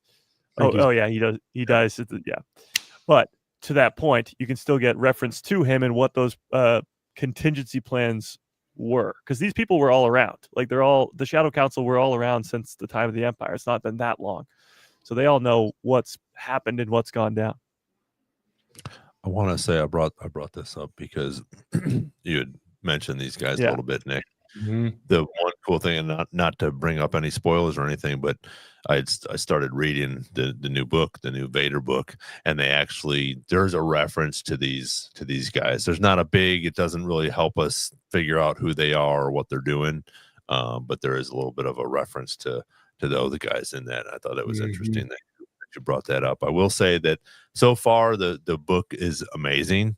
I'm pretty excited. That I didn't want to put it down to come on here, but I had to. Without spoilers, what are you enjoying about it? Some of the behind the scenes stuff with Palpatine and Vader, especially. I'm only like in chapter 6, but I will say, and this isn't really a spoiler, because there's reviews out there already, but it's not. Don't go into it thinking this is going to be a Vader book, because Vader is not the main character in this. He does play a big part in it, but it is another character. I'll let you guys figure that out or whatever. But yeah, it's really well done. I think the interaction with Palpatine and Vader was really cool. They actually first start out with, which I thought was neat, is the opera scene with Vader or with Anakin and Palpatine just sitting in there, and Palpatine talking about the Plagueis. So that was sort of cool. But yeah, I think everybody on this channel and the three of you guys are really going to enjoy that. And like you were talking about with Shadow of the Sith, yes, it's newer, but again, there could be some things in this book that sort of bring some things together, which I think is really cool about these books or the animation that's going on, or even the comics now, where we're bringing some more things into fruition and we're learning a little bit more about Kylo Ren with that whole series that's going on. And if we bring in more books like this and we throw a couple pieces in there, it's all canon. So if you miss it, then you miss it, and that's unfortunately your fault. But if you're that big of a fan and you're keeping up with it, that's where I think these come into play. With, like you said, with the Ochi bassoon and Palpatine talking to him and figuring out what's going to go on, with his son, and you learn a little bit more about that whole Rey and her mom and dad thing. So I don't know what else is going to come from this, but it's a good book. Yeah, well, to that point too of these books giving you all these different connective pieces and answering a lot of sort of unanswered questions. Well, first of all, what's really cool is that those guys are already mentioned in the book. Like those two are actually they come with the new Death Star Lego set too. The Darth Slice, those two from the Death Star, they come with the Lego set too, which is ironic. But going to Ochi of Bastoon in the sequels, when you watch The Rise of Skywalker and they pull out this dagger that has ancient Sith writing on it, and then the loop thing that comes out that perfectly points to where the Wayfinder is, you're like, okay, doesn't even make sense. Like, that's just stupid. How does this even work? Like, there's a dagger that somehow has the map of the broken second Death Star. Like, this makes no sense at all. And then you read the book and you're like, okay, this makes perfect sense. So instead of it being like a big flaw in the movie, now it's like a big, holy crap, how did that happen? And then you learn how that happened, and it's this whole extra thing. So that's what the books and comics and even the shows add so much more detail and explanation, because one man's stupid is another man's genius. Right. Well, it Absolutely. allows you to make a little more headway in your head canons about like what could happen or your interpretation about things too. Like it helps you go like, like we were just talking about, like who's Palpatine talking to, and you go, well, this happened here and this happened here, and you start being like, so there, I have options here and options here, and it kind of helps you make sense of what could happen. And honestly, it gets you carried away to a point where when they do something different on screen, you're like, oh man, I didn't even think of that, and I thought about this for 30 hours last week. Right. And and I feel like it's good all around, but it is a little bit of a trap, like you just said, like you start getting your heels dug into that's not good. That's not what I wanted to see because I didn't think. But that's Master of Evil, right, Ron? The book. Yeah, I really need to get my hands on that. Yeah, my I'm mom. still, go ahead. So I was just gonna say I'm still listening to, re-listening to Throw on Ascendancy right now. So as soon as I finish that, I'm gonna go straight to Master of Evil. My mom just commented. I'm gonna pull it up if it's all right with you guys. Yeah. She is an avid reader. She reads a lot. I gave her a Star Wars book a few years ago, which I haven't finished. What was the book? I don't remember. What was the? If you got it on you, let us know, Mom. Star Wars for Dummies. Yeah. These books, I would say, are a read first, watch second sort of thing, because they're not just like, they're not the movies. I mean, there are novelizations of the movies, to answer her question. There are those. Yeah. But it'd be like, read the book and see what you get. And if something comes up, like you just said with the dagger from Shadows of the Sith, like you read Shadows of the Sith, you get the dagger scene. Then if you go watch Rise again, there's a bunch that just clicks. Like when you find things from the book that you remember from the movies, then I would say, then go watch that movie. But you won't know in a lot of these novels, like what that thing is typically.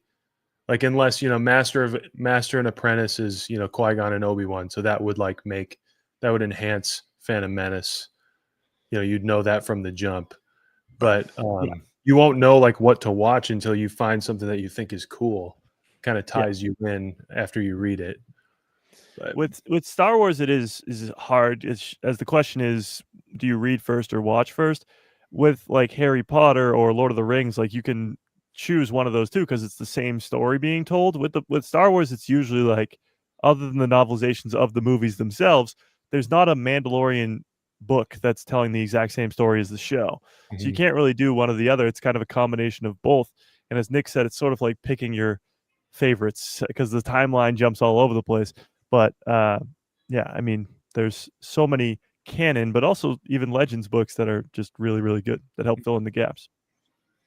Yeah, and I think like I don't know if that's what she meant by the read first or watch first, but yeah, I think a lot of, like you were saying, these books will come out afterwards and answer a bunch of questions. But then there are some of the ones, like Mike just said, for the novelization of the movies, but most of those don't come out until like the movies here already. Yeah, correct. So again, we're all going to go watch the movie before. I'm like, I'm not going to watch the movie. I'm going to wait till the book comes out. I'm going to read that. Then I'll go watch the movie. No, I'm going to watch the movie. No, no, George wouldn't like that. Yeah. It's different too, to Mike's point. Like it's the books are just narrative adaptations of the movie. It's not like the movie came from this book. The book is like the script plus everything they cut, right. So it's different from like Harry Potter books differing from the movies because they're just completely different, like ways of telling the story. Star Wars novelizations of the films are just the movie in a book. And it's kind of the reverse of what you'd usually think of, if that answers your question, Mom. Yeah. But I mean, it adds a lot of detail. I feel like I've gone every single episode consecutively with saying that Revenge of the Sith novelization kicks ass and just gives you so much more of like what's going on in Anakin's head, all these other things. It's really dark. It's even darker than the movie itself. Like and it's a little funny at times too. You know, it's just really well done. So if you ever, it's not like it's a different story. It's just if the movie was 20 hours long, you know, that's just be what it is. Yeah, I mean, with books and shows, you have more time. Like you have more time to explain what's going on. So you dive into more detail of a specific scene that you only get for maybe a couple seconds in the movie. Mm-hmm. Now Austin's talking about like Lost Stars. I also read that book, and he said he loves it. I thought it was the worst Star Wars book. Really? I don't think I've read that one. It's like these two people growing up together, and then they fall in love. I don't know. It was just I did not care for it at all. So I would love to hear Austin's take on why he liked it so much. It's interesting. Boo, Derek, boo. I have not read this one. I did not like it. I thought it was good. And the implied love scenes, it was like, and then it was like a flash forward of like, yeah, they totally did it. It was like Peter Griffin telling a love story. They totally did it. Yeah. Yeah. It was like, oh. Yeah. Derek's being roasted in the chat. Yeah. Derek hates love. Can Derek read? No, it was actually I did the audiobook. There were no pictures. I wanted Peter Erotica. It didn't hit for me. Didn't hit for me. Well, sort of on topic with the Mandalorian and all that we've talked about. Today, November 12th, is the 6-year anniversary of Disney Plus and the 6-year anniversary of the Mandalorian season 1 premiere. I think it would be kind of fun if we looked back on the 6 years and maybe gave our favorites for Disney Plus shows. I can't. So, or the Mandalorian. You got to choose one. Just total, because it's been 6 years. 6 years sounds kind of short, but are you saying there can be only one? There can be only one. Only a Sith deals in absolutes. No. So if you think about Highlander. Well, yes, true. But if you think about it, it was 6 years, but we've gotten Mando 1, 2, 3, Bad Batch 1, 2, 3, Ahsoka, Book of Boba Fett, Skeleton Crew, Andor 1, 2, Acolyte, Clone Wars 7, like Tales of the Jedi Empire and Underworld, Bad Batch, Visions. Like we've gotten so much content in just 6 years from Disney Plus. So it's been a great 6 years, but what's the best? It's always the most impossible question. Didn't Rebel start before Disney? Yeah, it was on. No, it was XD. Yeah, it was just not ended on Disney Plus. Yeah, it ended the year before Disney Plus started. Yeah. Okay. I don't want to do this. Yeah, I'll go. I mean, everybody sort of knows my, I think, answer already. But again, they're all great, I think, and I think we all think that. Again, that's why we're here. That's why we're on this channel. I think that's why most of the people that are on this chat are here, because I think they've done a great job. And it's funny, I met a bunch of people while I was on vacation this past couple weeks in reference, and people would ask, or we start talking about Star Wars, and it's funny. I think the most frequent question I get asked is, what do you think about Disney and what do you think about the last 3 movies? And because there's just so much controversy over it, and a lot of it, I think they just read and they hear things and they don't watch is my guess. But I think everything that they've done since George sold it, and Kathleen is the top dog at Disney for Lucasfilm, with Dave coming on doing all his things. I think everything has been phenomenal. Yeah, the last three movies weren't my favorite, but as we continue to grow and read books and stuff like that, they are becoming more and more likable for me. But my favorite out of everything that's come out so far, and it's so hard because again, I love them all, but I'm gonna say Obi-Wan. Or, I think Kenobi was my favorite because it just touched so many different OG things for me. I did like the Leia character. Yeah, there's some there's some holes in it, about him leaving and different things, but I thought they did a great job. I think, bring in the third system. Was it third or seventh? Reva. It is what it is. You have to have something like that, I think, in reference to, because you have Darth Vader in there. But yeah, the last few episodes and those fight scenes, again, I get goosebumps just talking about them, because it brought Darth Vader into this is a bad MFer right here. He's just breaking necks and dragging people down the street, and you don't breaking necks and cashing checks, and you don't see that in the originals. So you have all these different things going on, and then him and Obi-Wan, reconnecting for the first time after everything that's happened. It was just such a cool thing for me. And again, that's my opinion. That's what I liked about it. But yeah, I think Disney and Lucasfilm have done a fantastic job with the acolytes want to, Boba Fett. So yeah, that's my final answer is Kenobi. Well, as you said that, and I'll let you guys go next, but as you said that, I was thinking about it. Since we got Disney Plus 6 years ago, I think we've had more content in the last 6 years than the first 42 of Star Wars. Yeah, that's crazy. So with that being said, I'm going to go with the show that saved Disney Plus. Mandalorian. It not only saved Disney Plus, it kickstarted it off. Like it made Disney Plus. It helped save Star Wars in a way. Absolutely. Absolutely. It brought a whole new fan base. It was the merchandising of a lifetime. Like, see, there you go. Like, merchandising, I know I talk about this all the time, but merchandising alone made them billions of dollars. Yeah. Not millions, billions.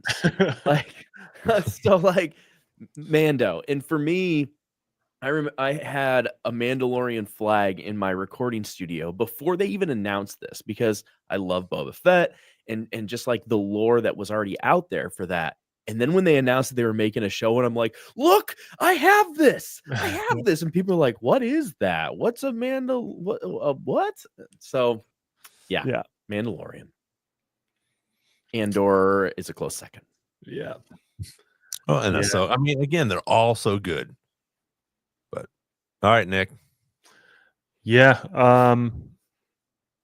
I'm actually with Ron. For me, Obi-Wan was huge. Few reasons.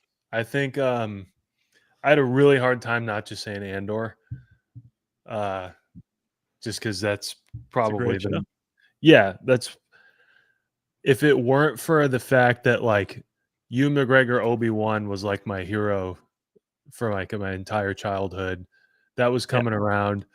It was literally the same week that came out was when I went to my first Star Wars celebrations, where I met Ron. Austin and I went.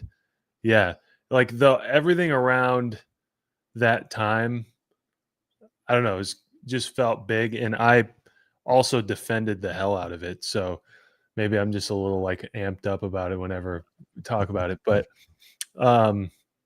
that's where I like really I was really looking forward to it for a long time, and I ended up liking it.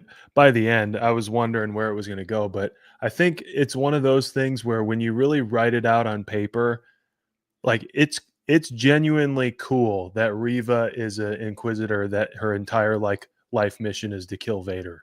Like that's cool. The way that it paced out on the screen maybe didn't land for a lot of people, but like that's cool. Everything Obi-Wan, with it being Leia and not Luke, that was cool.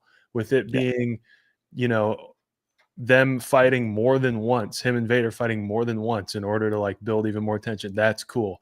All that stuff, the path, and that's coming from someone who I'm pretty sure I could find my tweet. I tweeted that if when they announced it, that if Obi-Wan and Vader meet, and Austin just said that.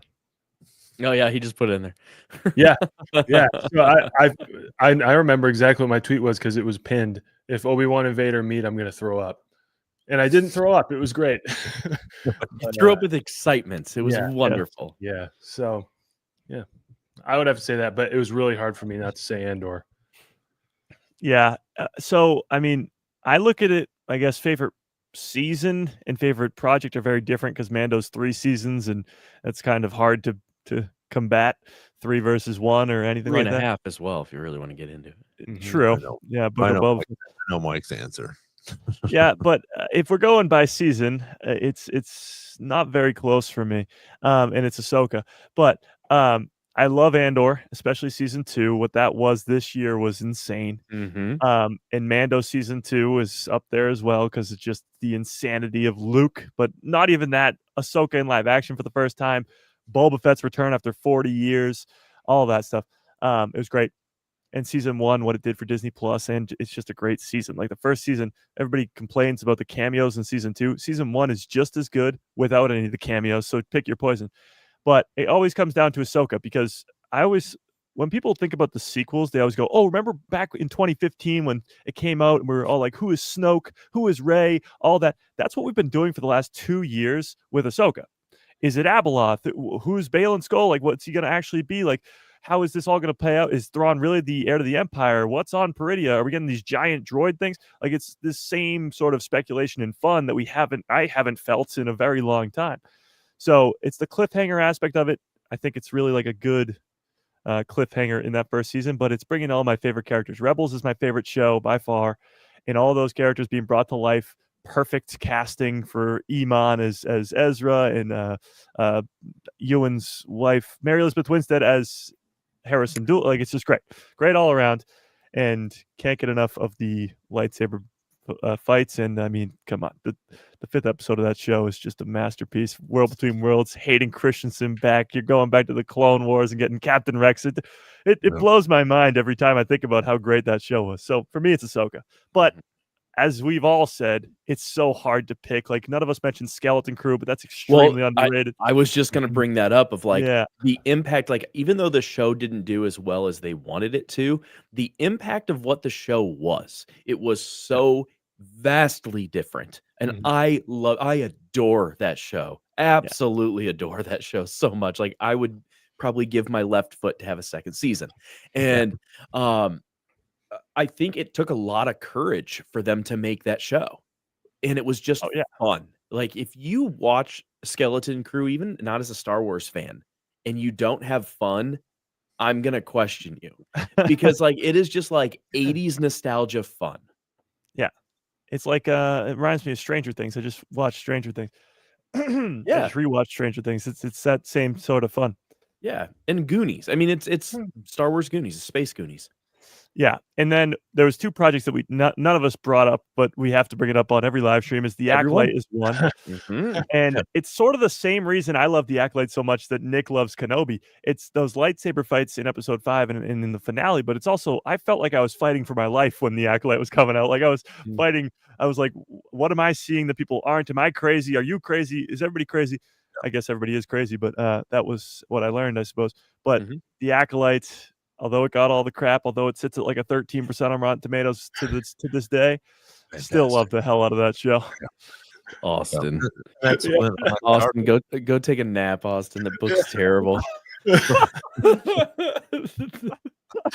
It's definitely no Black Spire Outpost. There you go.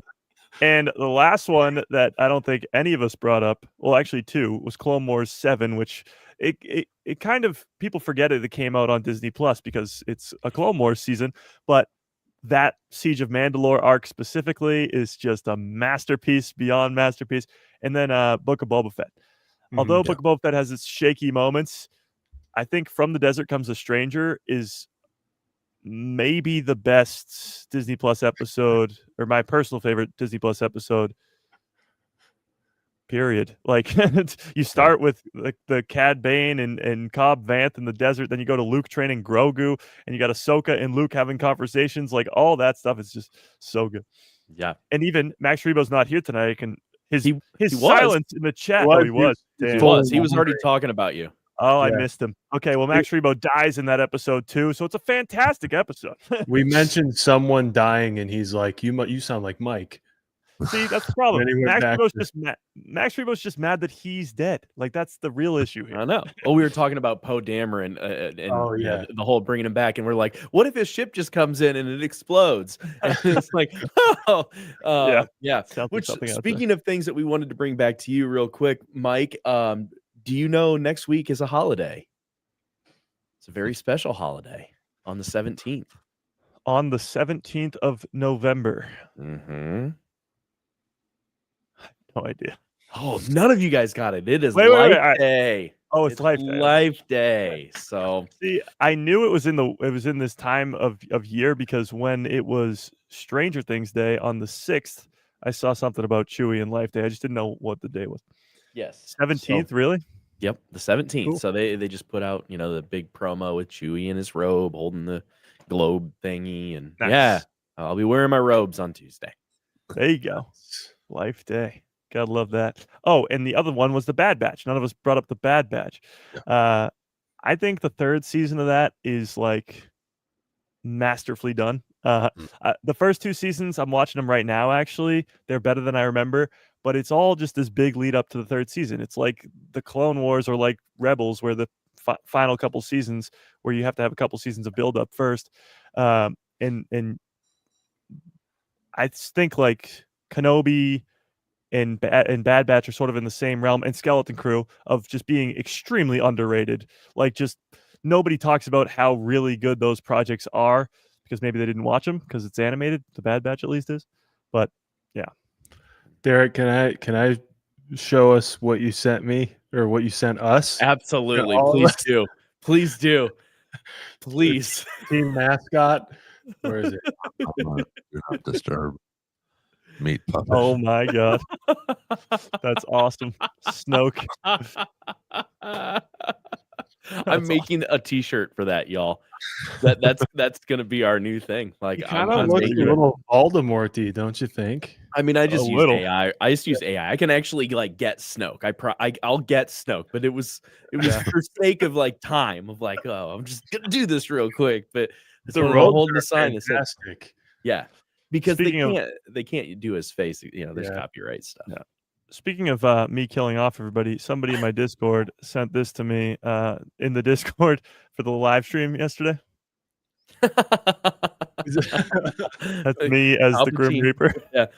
How do we get that up there like that? Nope. Do that again, Mike. Nope. Oh no. Oh, you're gonna put mine up there? Nick, do you know how to do that? I've seen you do what? Yeah, just Mike. Yeah.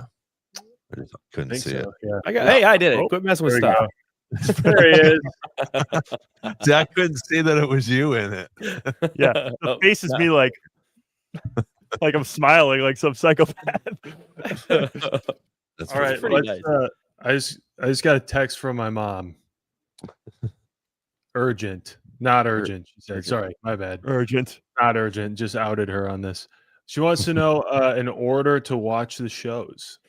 Oh, I can't do this. Just the shows? Yeah. Just the shows? She's seen them all, though, I think. So in order to watch the shows, you could go in order, start with the Clone Wars, but and then go from there. I think you kind of have to watch the Clone Wars to watch the Bad Batch. So there's that. Does she do animation?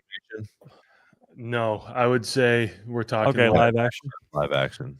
Then I'd start with Kenobi. Release order. Yeah. Mando.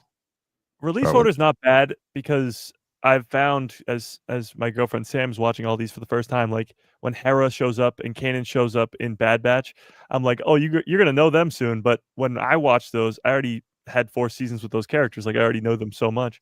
Mm-hmm. So release order doesn't ever hurt. That's for sure. So, well, and that's the way that I had to watch it. So you should too. Yeah. Well, if you do it by like chronological order and you're using the animation too, it goes all over the place. Like you got one episode of Tales of the Jedi, then you're not getting back to Tales of the Jedi for like weeks. Like it's all over the place. I would, just to answer her question, probably just go release order or just like start with one and see where you go. Because if you, for example, if you start with The Mandalorian like the rest of us, you might then want to watch Book of Boba Fett as opposed to jumping over and watching Ahsoka, or That's the thing is like, I don't know. Is there like a mechanism in Disney Plus to tell you once you've been done with season 2 of Mandalorian that you should probably watch Book of Boba Fett? It gives you suggestions. Yeah, It's It like, does? yeah, Yeah. probably. And well, I would honestly say maybe release order, but I think chronological works good too because you'd start with the Acolyte, and the Acolyte's almost like a standalone project, and then you get Kenobi, and then you get Andor, Mhm. and then you go right into the Mandoverse, and all the Mandoverse stuff is right in a row. So, Mhm. But The I world also is your think it's oyster. hard. Yeah, well, I think it's hard if you want to know more things. You have to watch the animation, the Clone Wars, all of the tales, the Bad Batch, Rebels. It just explains so much more. So when you do see it, and yeah, they've done a great job. You can go watch Ahsoka and be like, wow, that was a really cool series. But yeah, if you've seen Ahsoka in the Clone Wars and you know who she is, you have an idea of who Hera and Chopper and Sabine and yeah, Ezra. You have an idea of who these people are. Even in Mandalorian. Yeah, I think definitely for Mandalorian, I think it's 1 and 2, and then go to Boba Fett and then watch season 3. Uh, but there's so much more in between. And like we've talked about, yeah, we didn't mention some of these, but we all know how good everything that's they're talking about is just fantastic. And maybe we didn't mention Bad Batch, but or the Acolyte, but we all love them, and it's so yeah. hard to pick which ones are our favorite because I think they're all great. But again, with the watch order, yeah, chronologically, I think is probably the best way, especially since she's seen so many of them. She's seen all the movies, right? Pretty much, and probably Yeah, most of the live they've action. also watched them when they released. That's a different story. So like, I Yeah. don't think it's fair if you haven't watched them to watch them in chronological order. I think if you've never seen them, you should have to watch them in release order. Yeah. But So like, they that's that definitely old watched man OG guy. Yeah. Like, They definitely watched most of these when they came out, with the exception to maybe a couple. But and Lane said, any chance we can jump to the future because all these are from a galaxy far, far away a long time ago. And I say Avatar. yeah. Or a little slightly back, same movie, Dances with Wolves. Yep. Same movie as Avatar, everybody. Before that, Pocahontas. I saw this on my other screen here as Derek said he wanted the season 2 of Skeleton Crew. John Watts actually just gave sort of his hope, I guess, giving us hope. John Watts says that he'd love to make a Skeleton Crew season 2, as he says, quote, I mean, I love Star Wars. I'd love to do anything in the Star Wars universe. I think we set it up there where there are way more stories that can continue in a lot of interesting ways. End quote. Mm-hmm.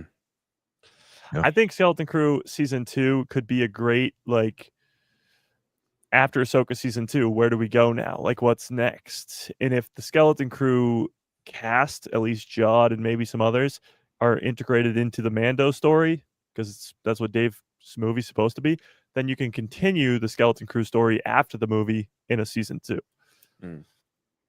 This might be a hot take, but looking back, there's like a different feeling, and I think everyone in this chat liked the Book of Boba Fett, right? Mhm. I'm not Yeah. stepping on any toes here. So, like, going into Book of Boba Fett, especially having seen him come back in Mandalorian season 2, Yeah. huge like hype, right? Because it's Boba Oh, yeah. Fett. And now when we look back on the Book of Boba Fett, we look fondly on that show for different reasons other than Boba Fett's back. Like, we look at it like, man, the Tusken Raider thing was cool. Man, Cad Bane was cool. Cobb Vanth is cool. Like, all these things. That was a cool thing. He's now the, demigod of Tatooine, or whatever he calls himself. Daimyo of Tatooine. So we now look back on it, liking it for things that also, like with the Mandalorian tie-in and things that are other than Boba Fett being back, which was all the hype. And I feel like Skeleton Crew season 2 could be like that. It's like a catalyst for what, like you just said, what happens next. The way that Book of Boba Fett kind of turned out to be more more of a catalyst for the universe we're in at that point, rather than just like, here's 6 hours of Boba Fett kicking ass.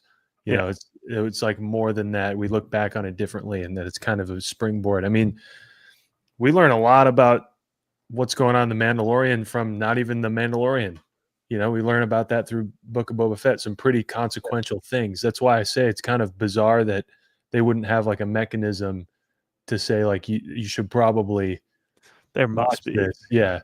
Or they include it in the recap going into season 3 of Mando. I don't know. But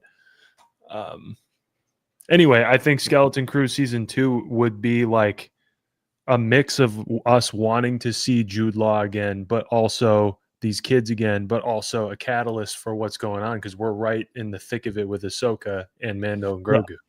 Yeah. Mm-hmm. Yeah. And I'd be fine if we didn't have a second season, but they were in other things, but like heavily in them, not just like, oh, hi. Like I want, like, I need them. I need them in my life. Mm-hmm. Yeah. And they already talked about when Skeleton Crew was coming out when it was coming out at the first season, that they had the idea for season 2 where it wouldn't be like what happened with Stranger Things, where the kids grew up and they're still playing young kids. Like they have a time jump idea where Wim will look a lot older, and it will make sense because it's later in the timeline. So that's the hard part of working with kid actors. But if you're going to do a season 2, it'd have to be later on in the timeline. Mm-hmm. But they already have that planned out. Yeah, I was gonna say, don't they? I think we'll probably see them. And same with Omega. I think we'll hopefully see her again too, which I think will be pretty cool to bring all these things in.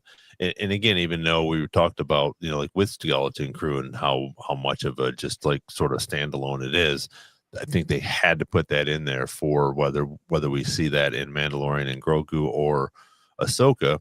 You have At in there, and that has to play something in that way. Yeah. I think in the future here. Yeah, I mean, we've been talking about for weeks how the Ben Solo movie has been connecting to the Acolyte and Ahsoka with the World Between Worlds. I think Skeleton Crew is just as connected as all these other projects, like the Book of Boba Fett and the Mandalorian and Ahsoka. Like, they're not made for no reason. They could have made Skeleton Crew at any point in the timeline. They chose to do it in the Mandoverse, where we need Atten to be for Thrawn, right next door to Dathomir. So it's obviously on purpose. Yeah. Well, and Evan, I think, sort of like Mike just said, you have to do Skeleton Crew. The kids can't stay the same age because these kids, just age much faster. And I think it's different when you have, a 35 to 40-year-old man or woman instead of a 10-year-old to a 15-year-old kid. That's a big difference. And I think that's the thing where we're going to have to bring them into the Mandalorian movie or whatever comes afterwards when they are older and they've aged, and since Skeleton Crew they've aged. Same with Omega. So I think that's mainly the big reason that they have to do that with the kids. Yeah. Mm-hmm. All right. Well, we are at almost an hour and 50. So wow. Yeah. Again, it's just crazy. Well, it's like yesterday when I was listening to Mike. It's like I was working out and I'm like, man, this is like a long workout, but it's like it goes by so fast. Yeah. So because we just talk about so many different things, and we've gone and touched on a whole bunch of different things since we've been here tonight, which is pretty awesome. So anybody have any plans for Life Day? Now that we all know about it, I'm celebrating. Yeah, I mean, it's on a Tuesday. I'll have a live stream. We'll celebrate somehow. Yeah, I have my Yub Nub, and it'll be great. Yub Nub. Yeah, I'll invite my Ewok friends over, and we'll have a we'll get Lumpy in there, and it'll be wonderful. I just want to know what's going to be on the menu. Ooh, porgs. Yeah. Exactly. Yep. Exactly. So thanks guys again for coming out here and just joining us. Everybody that's in the chat, appreciate you guys joining us. We continue to grow. The comments keep coming in. We love interacting with you guys and trying to answer questions and hear what you guys have to think about this. So it's really appreciated that you guys come on here and spend, almost 2 hours and 2 hours with us. I know you guys had a couple that went 2 hours, which was pretty cool while I was gone. So again, there's, people keep saying Star Wars is dead and this is that. Star Wars isn't dead. We can't even we can't even agree on all the good things that are on Star Wars. Right. There's so many good things out there. It's hard for us to pick a favorite. So there's so much good stuff coming. These leaks and rumors and everything come out each day. We take each one of them with a grain of salt, but hopefully we'll see some new things come up here. We haven't seen anything, and I think we definitely will soon, and we're going to have to talk about it, is Shadow Lord. We haven't talked about Shadow Lord, hardly at all, with all this other stuff that's sort of popping up with Ahsoka and Mandalorian and Starfighter. So that'll be another whole thing, and I want to get Jacob on here as well as we continue to talk about this Ben Solo stuff. Because he has gone through all the comics, and if anybody else has gone through the comics, we'll go over some of that stuff too. So all that being said, thank you guys so much for being here. We'll be back next week. Tomorrow, Mike has his podcast, A Guy Who Loves Star Wars, and again on Saturday and Tuesday. So join him for that. We did have a great time the other night. I was telling everybody I was sitting at JFK Airport with on a delay while I watched the Force Awakens with you and everybody else, and that was fun. It's just so good to see that again. And then I'll probably watch the next two as I'm continuing to watch Clone Wars right now. I'm on season 2. So this is, I don't know, the 10th time I've seen it, but they're all so good, and we all just keep, like you said, you keep watching. You get to watch more with Sam, go through and figure out, hey, you know what? Bad Batch was even better than I thought. Yeah, you always forget. Yeah, it's amazing. So thanks everyone for being here again. Wednesdays every week we'll be here live with hopefully the 4 of us. If not, one of us will be here for sure. So talking about Star Wars. May the Force be with you, and thanks everyone for joining us tonight. Talk to you later.